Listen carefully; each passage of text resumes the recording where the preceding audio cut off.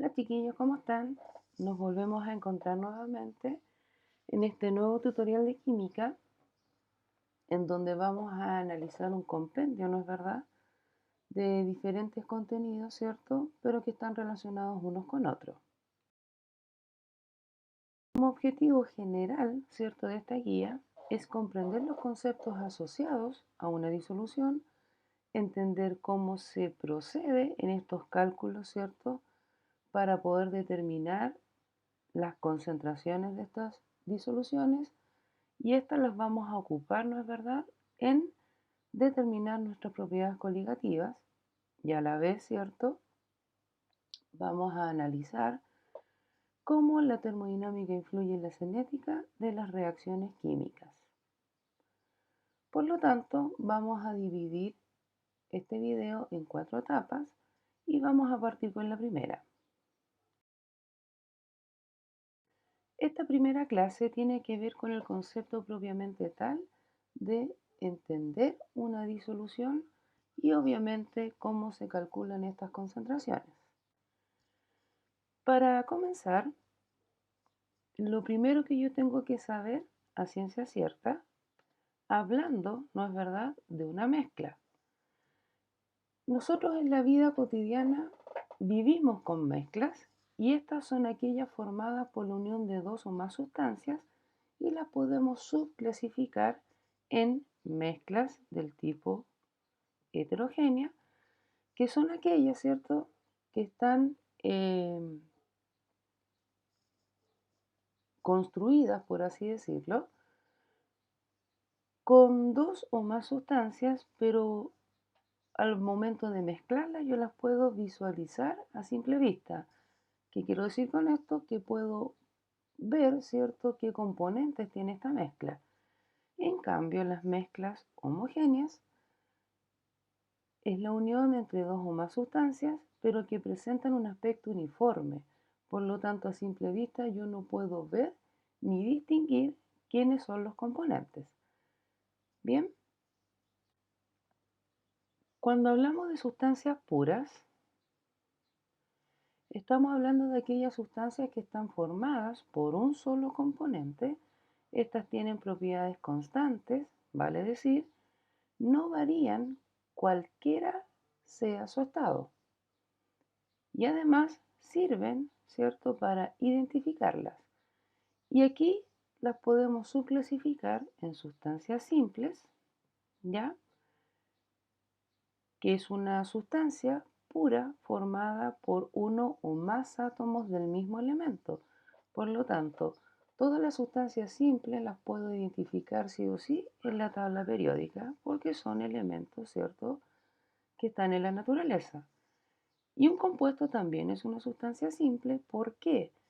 Porque está formada por dos o más elementos químicos unidos por enlace, ¿no es verdad? Y me dan también características propias. Y estos, ¿cómo se llama?, elementos químicos, como están unidos entre sí, son proporciones fijas, ¿ya?, las cuales se pueden separar por medio de reacciones químicas. Ahora bien, las disoluciones, ¿ya?, son un tipo de mezcla que corresponden a clasificación de homogénea, porque yo no puedo ver ni visualizar qué componentes están dentro de esta estructura. Por lo tanto, una disolución es una mezcla del tipo homogénea, ¿ya? En dos palabras, una cantidad de soluto y una cantidad del disolvente. ¿Quién es el disolvente?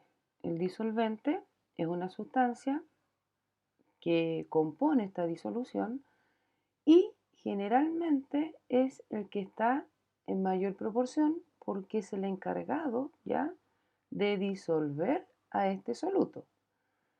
Y el soluto, ¿cierto?, es la sustancia que se disuelve, ¿ya?, en este disolvente y siempre se encuentra en menor cantidad.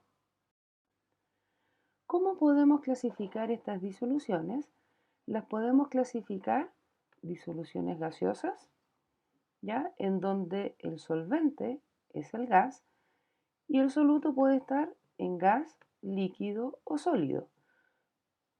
Una disolución líquida, ¿ya? En donde el disolvente es el líquido y el soluto puede estar en líquido, sólido o gaseoso. Y también tenemos soluciones o disoluciones sólidas en donde el disolvente está en estado sólido y el soluto puede estar en gaseoso, líquido o sólido también. Entonces, por conclusión, es el disolvente el que me da la clasificación según el estado físico de la disolución. Otra forma de clasificar a las disoluciones es observando la cantidad de soluto que ésta tenga. Hablamos de disoluciones diluidas, ¿ya? Cuando ésta contiene poca cantidad de soluto respecto, ¿cierto?, a la cantidad que podría contener. Cuando hablamos de soluciones concentradas, estas corresponden, ¿cierto?, en menor o mayor medida, es la que contiene progresivamente mayor cantidad de soluto. Cuando hablamos de disoluciones saturadas, estas contienen todo el soluto que pueden disolver a una temperatura determinada, por lo tanto la máxima cantidad de soluto que puede contener este disolvente. Y si hablamos de sobresaturadas, estas contienen más soluto que corresponde, ¿cierto?, a lo que es capaz de disolver este solvente, obviamente a una temperatura correspondiente. ¿Podemos separar estas sustancias de las mezclas? Sí, ¿ya? Y existen diferentes métodos para poder separar el soluto del solvente. El primero es el tamizado, entendiendo que un tamiz es una rejilla que permite el paso de partículas menores que el diámetro de su agujero. Podemos filtrar, ¿cierto?, cuando tenemos mezclas que tienen un sólido y un líquido, en donde el sólido queda contenido en el papel y el líquido pasa, ¿cierto?, sobre este papel. Tenemos métodos de decantación, ya cuando tenemos dos líquidos que son inmiscibles entre sí, que significa esto que no se pueden juntar, y en este matraz de decantación yo los puedo, ¿cierto?, separar con la llavecita que está acá abajo. Sedimentación es un proceso físico para separar sólidos en suspensión.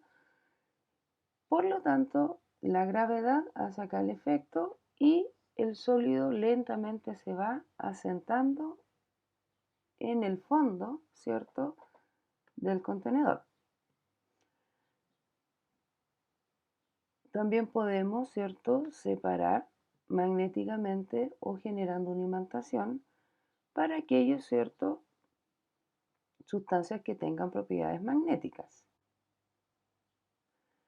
Podemos separar mezclas del tipo homogénea, ya en estado líquido, por medio de destilación.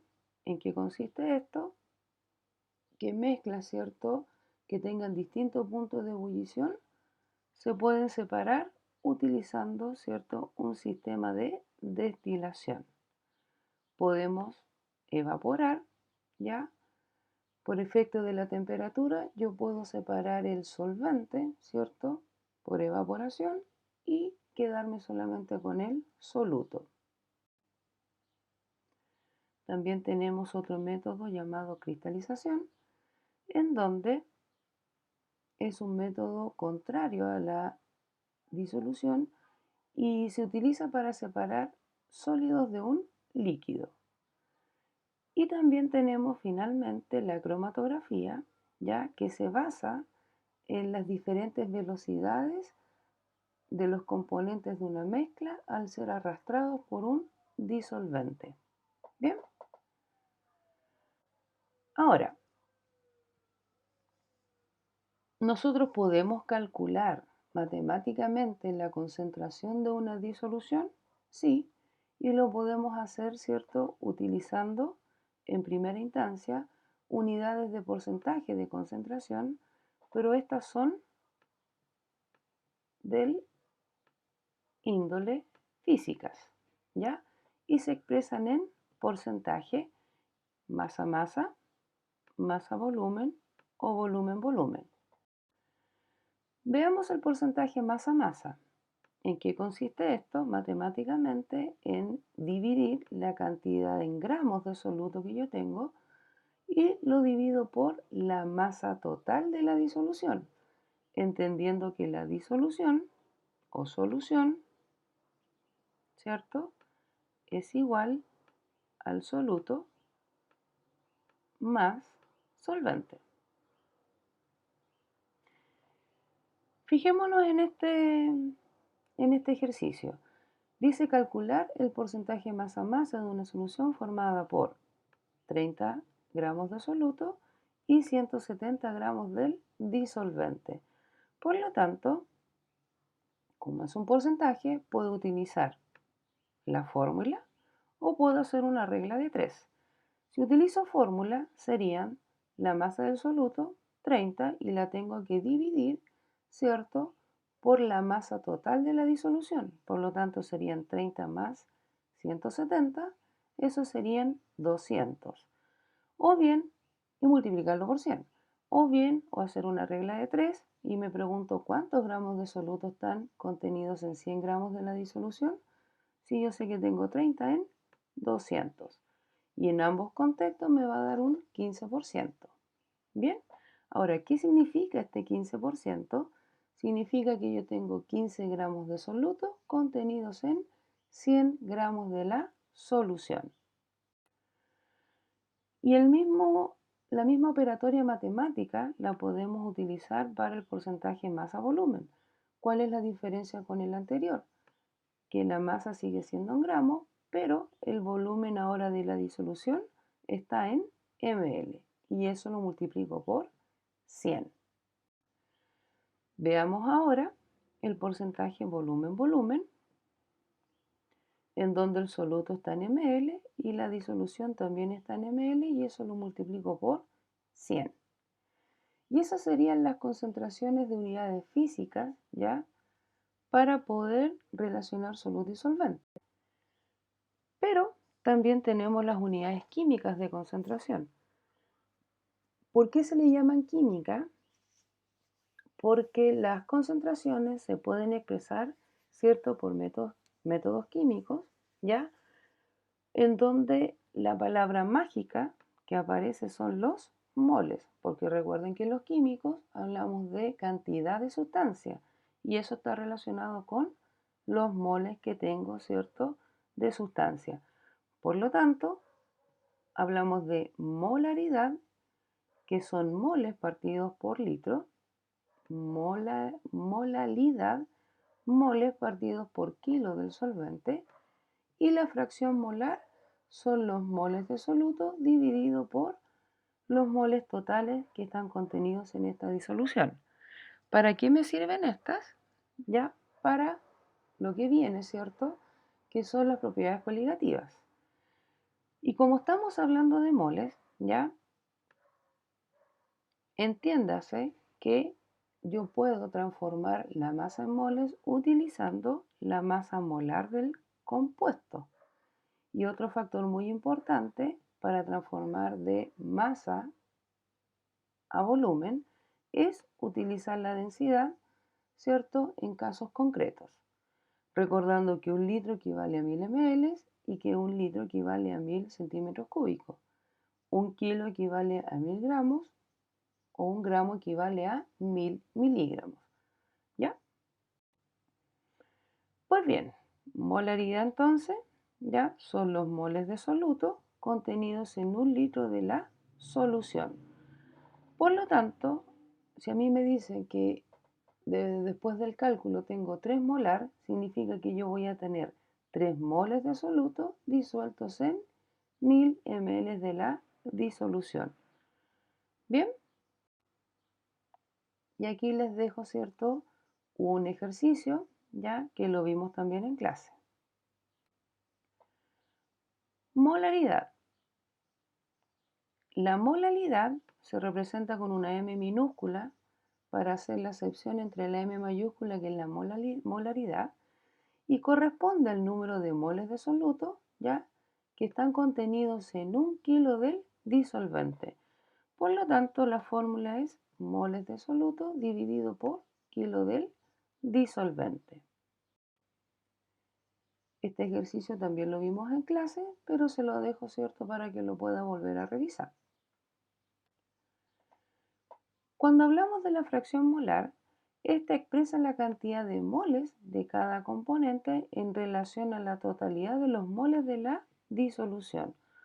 Por lo tanto, son los moles de soluto o moles del disolvente, dependiendo de lo que yo quiera determinar, dividido por los moles, ¿cierto?, totales.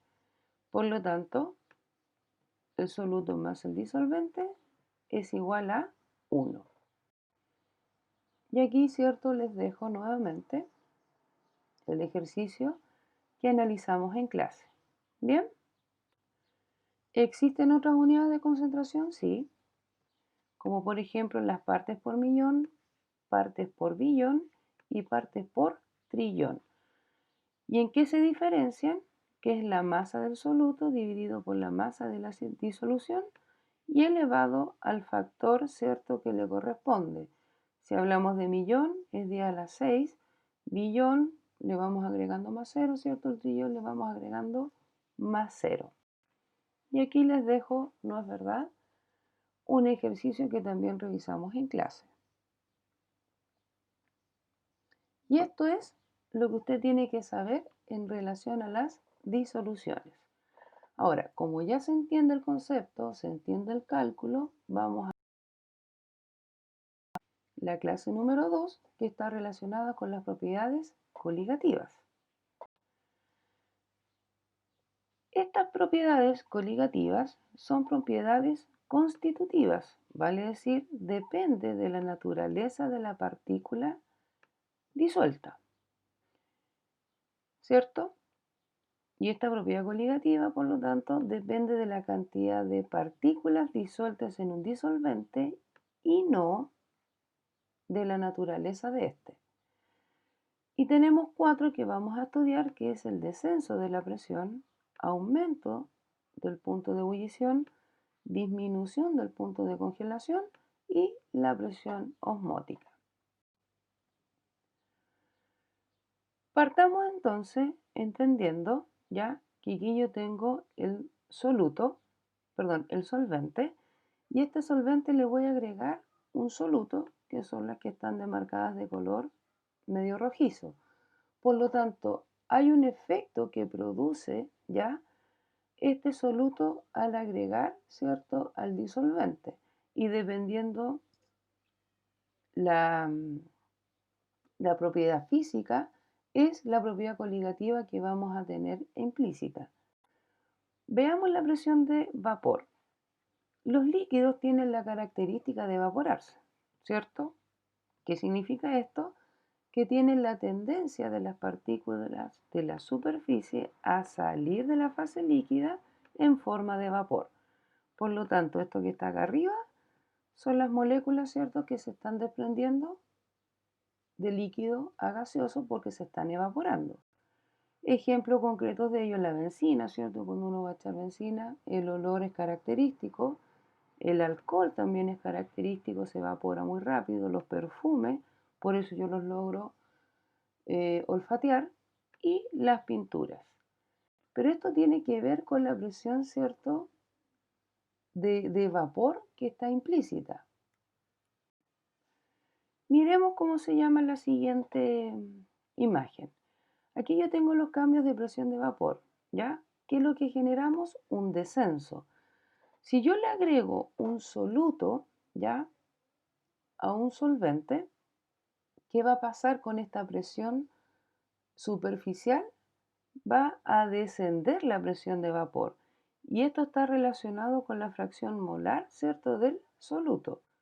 Por lo tanto, la expresión cuantitativa del descenso de la presión de vapor de las soluciones, ¿ya?, que contienen solutos no volátiles. ¿Qué significa esto? Que no se pueden volatilizar, no se pueden evaporar rápidamente, está dada por la ley de Rayleigh, ¿ya? Este científico demuestra que a una temperatura constante, el descenso de la presión de vapor es proporcional a la concentración de soluto. ¿Qué significa esto? Que son directamente proporcionales. A medida que yo voy aumentando el soluto, la presión de vapor también va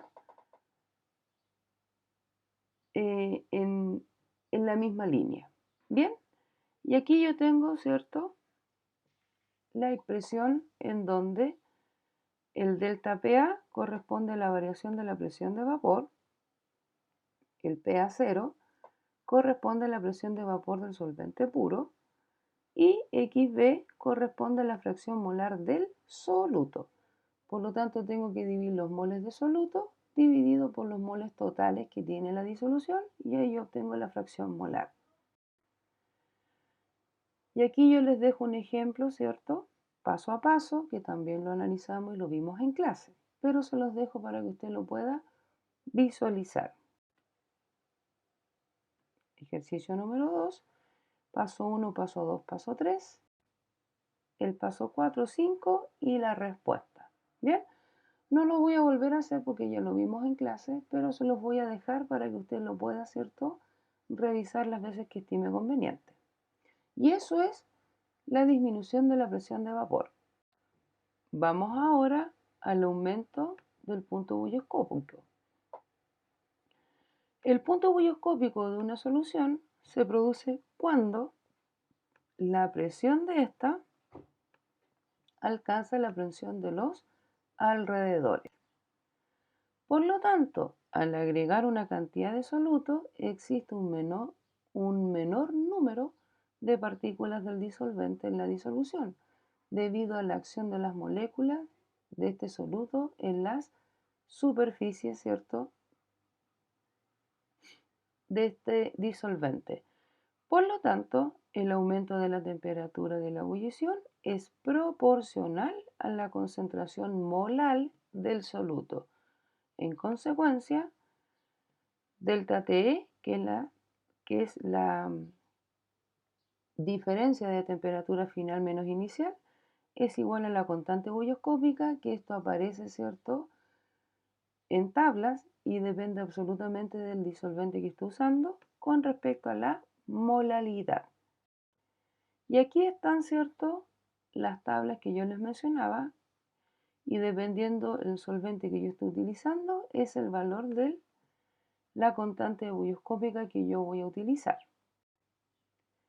Aquí les dejo un ejemplo concreto que también lo analizamos en clase, viendo paso a paso cómo este se va desarrollando. Bien,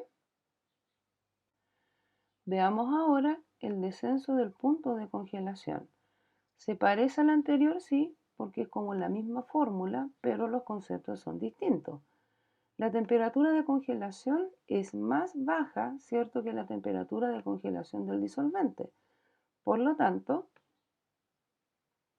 vuelvo acá con un delta, que es la variación de la temperatura crioscópica, va a ser igual a la constante crioscópica que también aparece en tablas, ya por la molaridad de la disolución. Y es por eso que cuando nieva mucho, se le agrega sal a la nieve para bajar, ¿cierto?, el punto de congelación del agua. Bien, y aquí tenemos las tablas de las constantes crioscópicas. Y aquí les dejo también un ejercicio que vimos en clase paso a paso. Bien, y vamos ahora a la presión osmótica. ¿Ya? Esta tiene que ver con un desarrollo, ¿cierto?, de dos fases distintas que están separadas por una membrana semipermeable, que es más o menos lo que pasa, ¿cierto?, en biología con la membrana plasmática. ¿Ya? Entonces, al interactuar dos soluciones con diferente concentración a través de la membrana semipermeable, que es la que está en este contexto, se producirá un movimiento de agua de la solución más concentrada a la más diluida. Por lo tanto, la presión osmótica tiene que ver con el movimiento del agua. ¿Para qué? Para que la concentración que está más concentrada, ¿cierto? Yo le pueda ingresar agua y la pueda, ¿cierto?, diluir. Por lo tanto, el compartimiento que está a la izquierda y el que está a la derecha van a tener la misma concentración. Por lo tanto, permite mantener el equilibrio entre lo interno y lo externo. Y eso es lo que le pasa, ¿cierto?, a la membrana plasmática, que se llama osmosis celular. Pues bien, ¿cuál es la fórmula? La presión osmótica va a ser igual a la molaridad por la constante de los gases, que es 0,082, y por la temperatura en grados Kelvin. Bien, y acá le dejo, ¿cierto?, como ejemplo, el paso a paso para poder determinar, ¿no es verdad?, la presión osmótica, que, por cierto, lo vimos en clase paso a paso.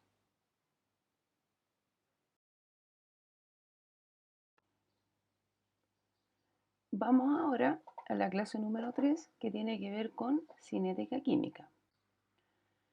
Para hablar de cinética específicamente tenemos que entender que las partículas, ¿ya?, o moléculas están relacionadas con los choques efectivos.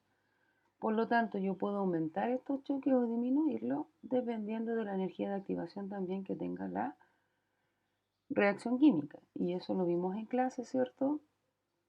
Y quedó clarísimo ya que yo puedo manipular esta energía de activación para que la reacción sea más rápida o más lenta, ¿ya?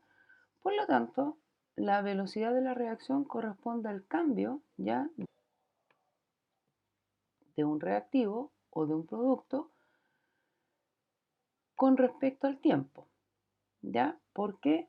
Porque yo necesito saber en cuanto a la efectividad del tiempo si me hace más rápido o se me hace más lento. Por lo tanto, esto es una similitud con física, donde yo la velocidad la calculo con la distancia partido por el tiempo y reemplazo la distancia por la concentración y me quedo con el tiempo. Bien, ahora, la concentración que yo voy a utilizar es la molaridad. Por lo tanto, debo saber calcular molaridades para poder desarrollar el cálculo asociado. La ecuación cinética o ley de la velocidad expresa la relación de la velocidad de una reacción con la constante de la velocidad. ¿Qué quiere decir eso?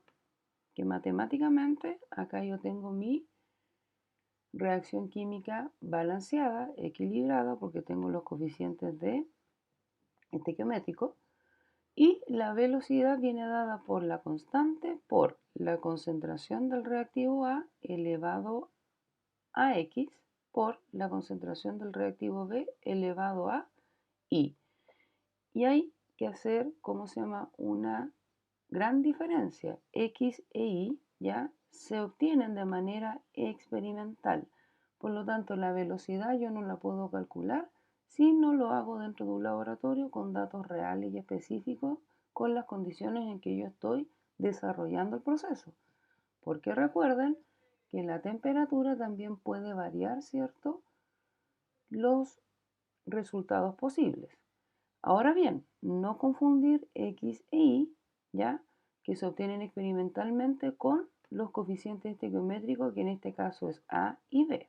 Bien. En consecuencia, yo puedo hablar de un orden de la reacción química calculando el valor de X y el valor de Y, en donde las reacciones químicas de primer orden corresponden a reacciones cuya velocidad depende de la concentración de uno de los reactivos elevada a la primera potencia. Las reacciones de segundo orden es el mismo concepto de concentración de uno de los reactivos, pero elevado a una potencia secundaria. Por lo tanto, si yo quiero determinar el orden total de la reacción, tengo que sumar el orden de cada uno de los participantes y sumarlos. Bien.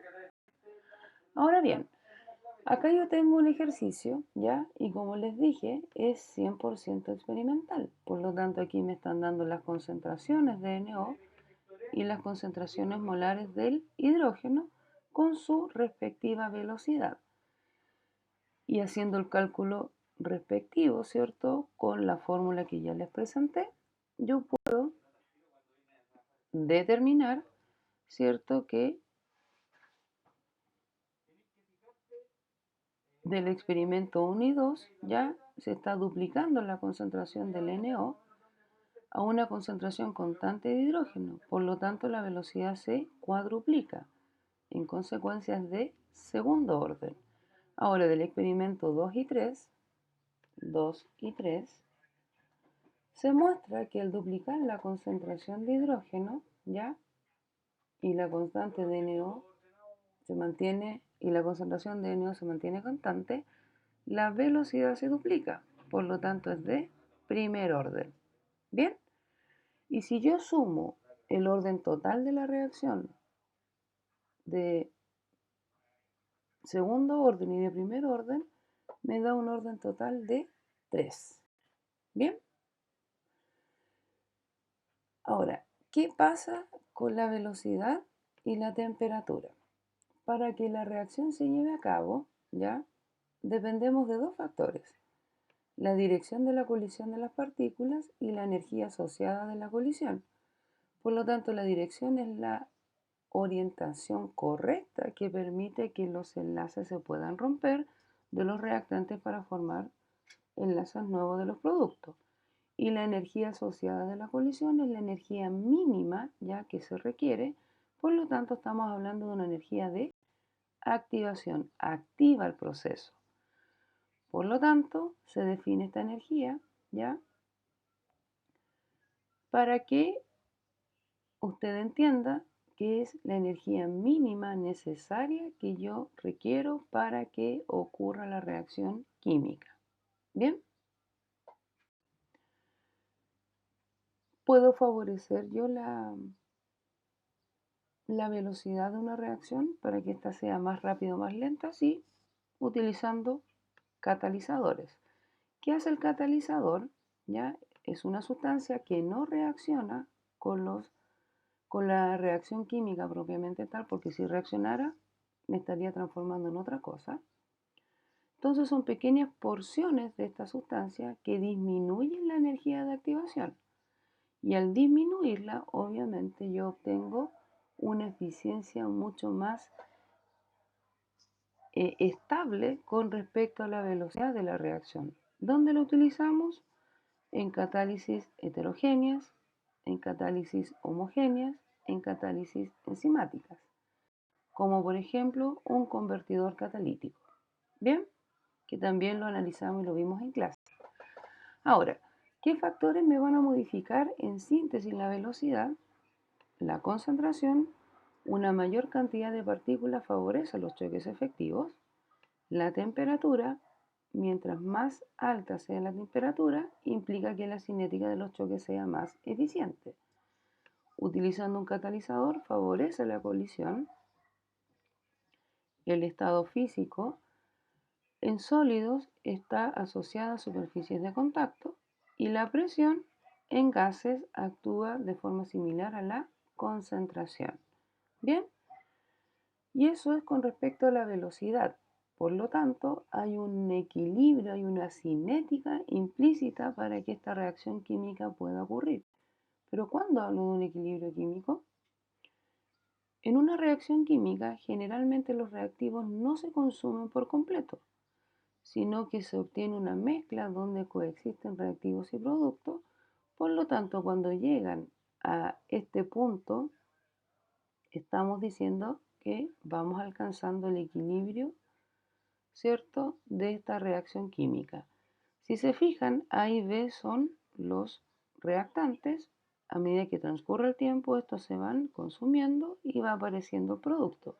Pero llega un momento en que las tres concentraciones de A, B y C se mantienen constantes. Bien, ¿cómo puedo matemáticamente ya obtener una constante de equilibrio? Si se fijan, las reacciones son de ida y de vuelta y la constante es igual a la concentración de los productos elevado a sus coeficientes dividido por la concentración de los reactantes elevados a su coeficiente estequiométrico. Por lo tanto, la Kc ya se denomina constante de equilibrio y esta constante de equilibrio ya es un valor característico solo siempre y cuando la temperatura esté explícita. ¿Por qué? Porque la temperatura afecta la velocidad de la reacción química. En consecuencia, no es lo mismo hacer o determinar la constante de equilibrio a 20 grados Celsius que a 50 grados Celsius. El valor va a cambiar. Bien, el valor es independiente de la cantidad inicial de los reactantes y productos y la concentración que se ocupa es la molaridad. Por lo tanto, acá yo les dejo la expresión, ¿cierto?, de la reacción química, productos partidos por reactantes. Bien, ahora, ¿puedo obtener la constante de equilibrio para los gases? Claro, si yo tengo una reacción química en donde están involucrados gases, se puede establecer la constante de equilibrio en función de las presiones parciales. Por lo tanto, serían las presiones parciales de los productos dividido por la presión parcial de los reactantes. Por lo tanto, para poderla calcular, ¿cierto?, la presión a partir de esta fórmula ideal de los gases sería mol por la constante de equilibrio por la temperatura dividido por el volumen, que es lo que está identificándose ahí. Y recuerden que mol partido por volumen es la molaridad. Bien, perfecto. Ahora, cuando hablamos de equilibrios heterogéneos, son aquellos en los que coexisten varias fases. La densidad de sólidos o líquidos puros a una temperatura constante no presenta variación, por lo que sus concentraciones son consideradas constantes. Bien, entonces en este equilibrio ya actúan gases y sustancias en disolución. Se fijan, por lo tanto, aquellos que son líquidos los elimino.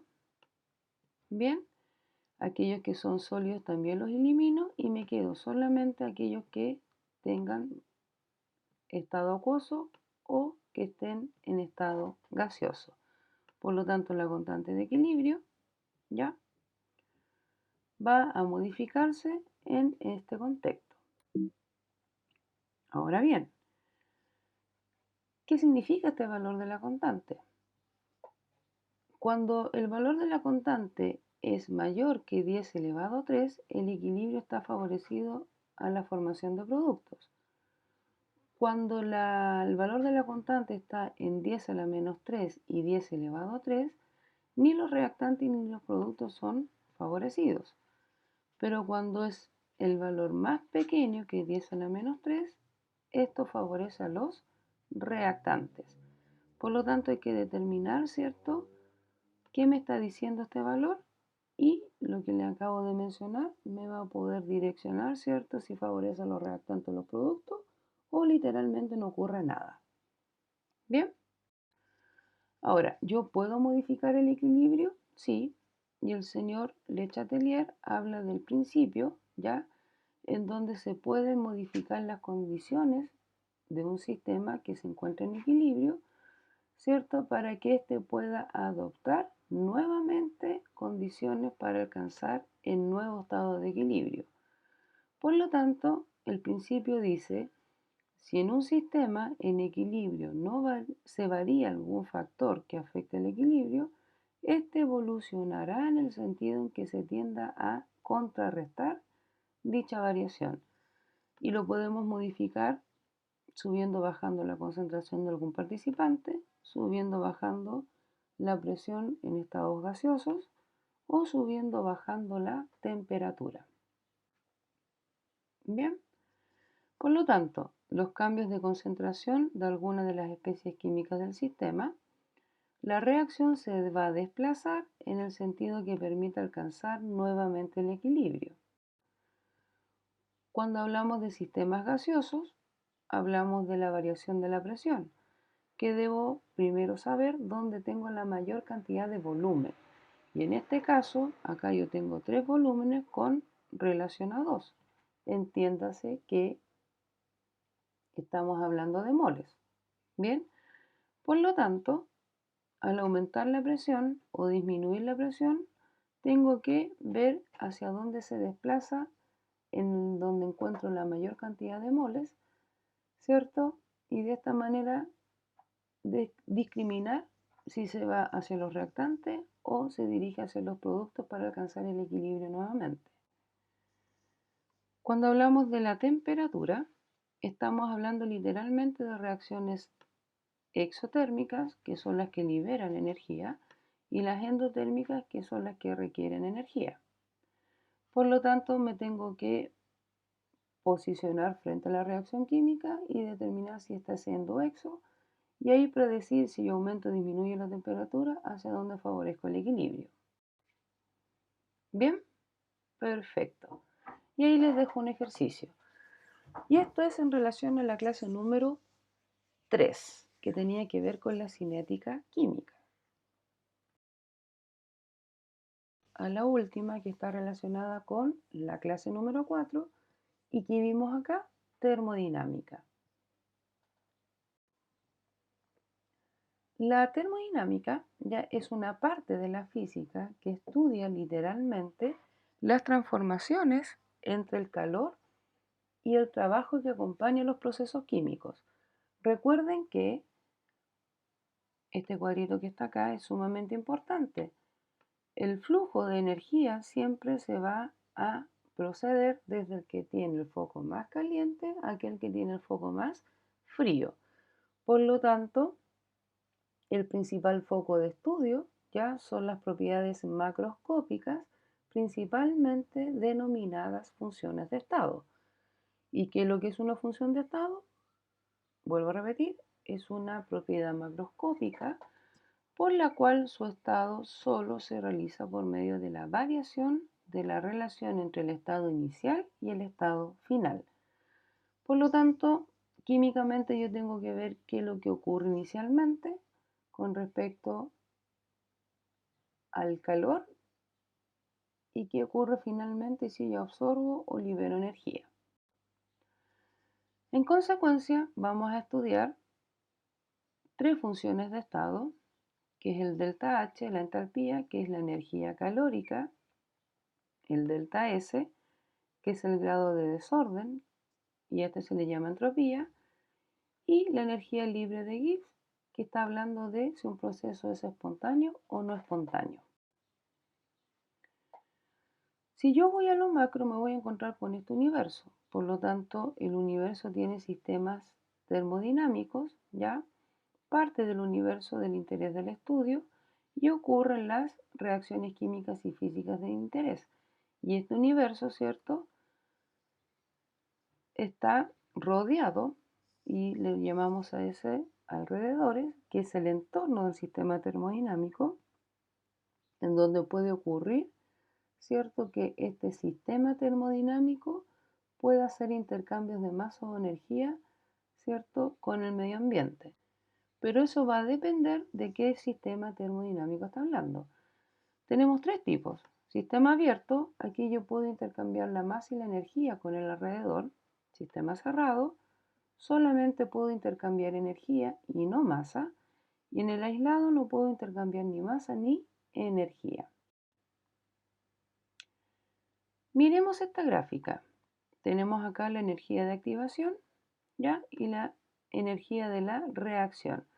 Por lo tanto, hay un diferencial de energía entre los reactantes y los productos, que sería esto que está acá. En consecuencia, podemos clasificarlas en reacciones exergónicas y reacciones endergónicas.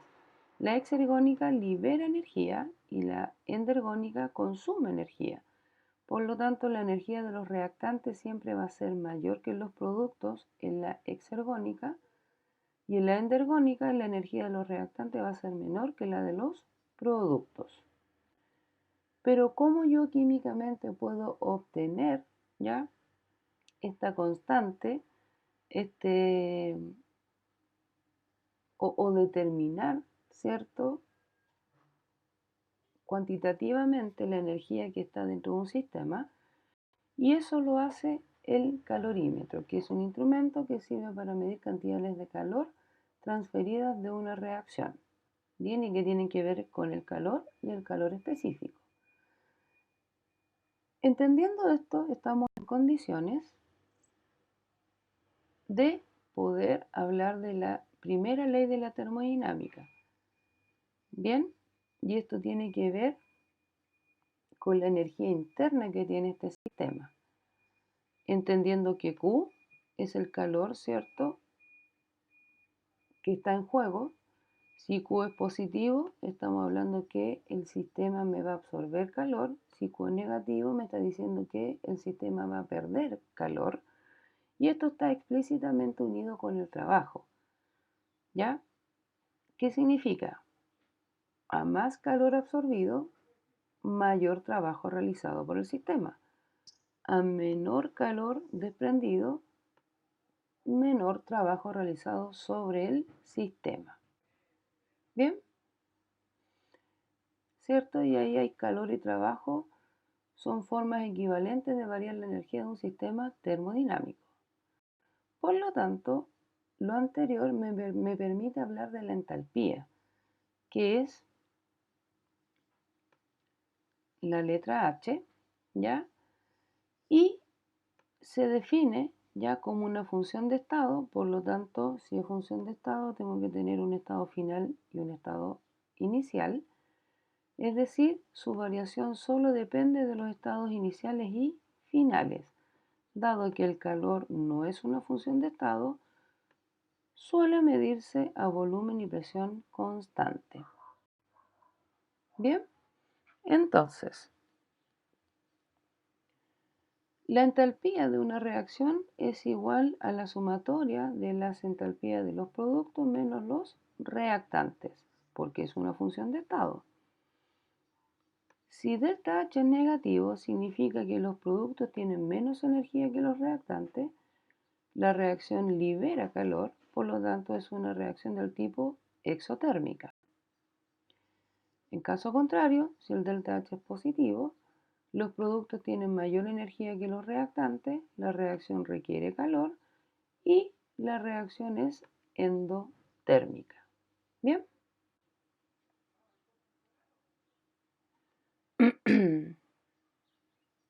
Ahí yo les dejo un ejercicio, ¿cierto?, que también lo analizamos en clase, y se le está preguntando por el valor de delta H proporcional a una masa de los reactivos de producto.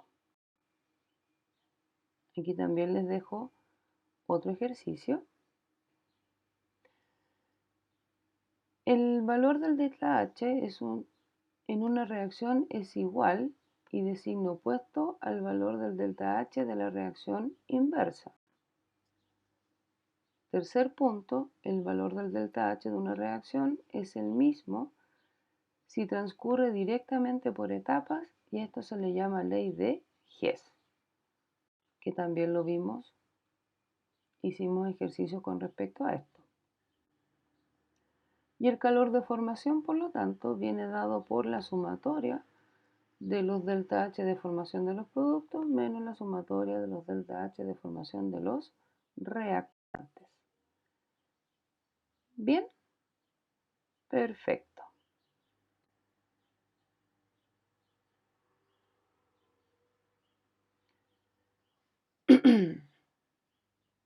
La termodinámica tiene uno de sus objetivos, ¿ya?, que es predecir si la reacción se producirá en determinadas condiciones. Por lo tanto, se puede decir que puede ser espontánea o no espontánea. Cuando el proceso es espontáneo, en aquellos que ocurren naturalmente sin requerir causas o estímulos externos. Y cuando hablamos de un no espontáneo, son aquellos que para producirse requieren un agente externo. Bien, y eso es delta H. Veamos ahora delta S. Delta S tiene que ver con la entropía, con el caos, con el desorden. A mayor desorden, mayor entropía. ¿Y cómo se determina? La sumatoria de los productos, es decir, menos la sumatoria de los reactantes, me pueden entregar la entropía.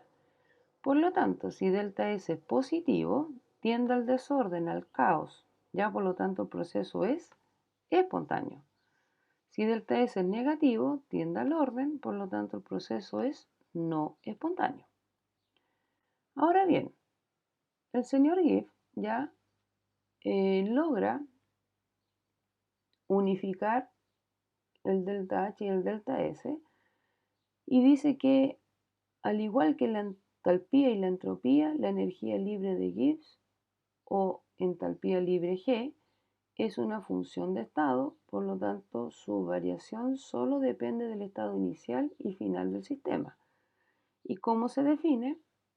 Como productos menos reactantes.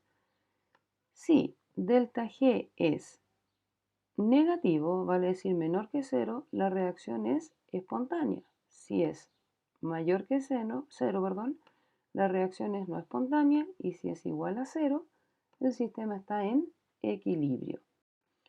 Por lo tanto, esta fórmula que está acá me permite, ¿no es verdad?, determinar el delta G utilizando la temperatura, utilizando la función de estado de delta H y la función de estado de delta S. ¿Y qué podemos decir?